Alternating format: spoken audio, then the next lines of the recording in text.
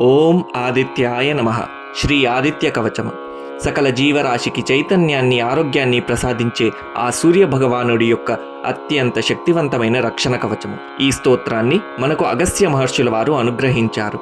దీనిని నిత్యం పారాయణం చేయటం వలన శరీరంలోని ప్రతి అవయవం కూడా సూర్యకాంతితో రక్షింపబడుతుందని, సర్వరోగాలు నశిస్తాయని ఫలశ్రుతి చెబుతోంది. ముఖ్యంగా చర్మ వ్యాధులు, నేత్రదోషాలు తొలగిపోవడమే కాకుండా శత్రువుల నుండి రక్షణ, కార్యసిద్ధి మరియు అపారమైనటువంటి ఐశ్వర్యం లభిస్తాయని చెబుతుంది. అస్య శ్రీ ఆదిత్య కవచ స్తోత్ర మహామంత్రస్య అగస్త్యో భగవాన్ ఋషి అనుష్టుప్ ఛందః ఆదిత్యో దేవత శ్రీం బీజం ణీం శక్తిః సూం కీలకం మమ ఆదిత్య ప్రసాద సిద్ధ్యర్థే జపే వినియోగః. ధ్యానం.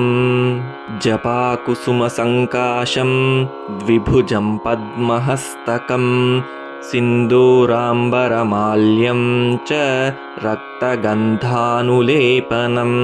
మాణిక్యరత్నఖచిత సర్వాభరణభూషితం సప్తాశ్వరథవాహం తు మేరుం చైవ ప్రదక్షిణం దేవాసురవరైర్వంద్యం గృణిభిః పరిసేవితం ధ్యాయేత్ పఠేత్ సువర్ణాభం సూర్యస్య కవచం ముదా.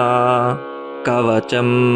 గృణిః పాతు శిరోదేశే సూర్యః పాతు లలాటకం ఆదిత్యో లోచనే పాతు శ్రుతి పాతు దివాకరః ఘ్రాణం పాతు సదా భానుః ముఖం పాతు సదా రవిః జిహ్వాం పాతు జగన్నేత్రః కంఠం పాతు విభావసుః స్కంధౌ గ్రహపతిః పాతు భుజౌ పాతు ప్రభాకరః కరావబ్జకరః పాతు హృదయం పాతు నభోమణిః ద్వాదశాత్మా కటిం పాతు సవితా పాతు శక్తిని ఊరు పాతు సురశ్రేష్ఠో జానునీ పాతు భాస్కరః జంఘే మే పాతు మార్తాండో గుల్ఫౌ పాతు త్విషాంపతిః పాదౌ దినమణిః పాతు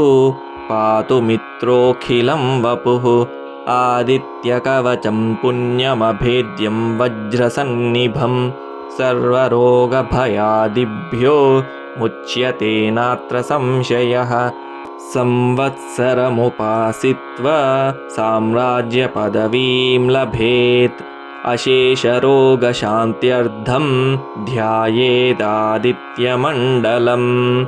ఆదిత్యమండలస్తుతిః అనేకరత్నసంయుక్తం స్వర్ణమాణిక్యభూషణం కల్పవృక్షసమాకీర్ణం కదంబకుసుమప్రియం సింధూరవర్ణాయ సుమండలాయ సువర్ణరత్నాభరణాయ తుభ్యం పద్మాదినేత్రే చ సుపంకజాయ బ్రహ్మేంద్రనారాయణ శంకరాయ సంరక్తచూర్ణం ససువర్ణతోయం సకుంకుమాభం సకుశం సపుష్పం ప్రదత్తమాదాయ చ హేమపాత్రే ప్రశస్తనాదం భగవన్ ప్రసీద.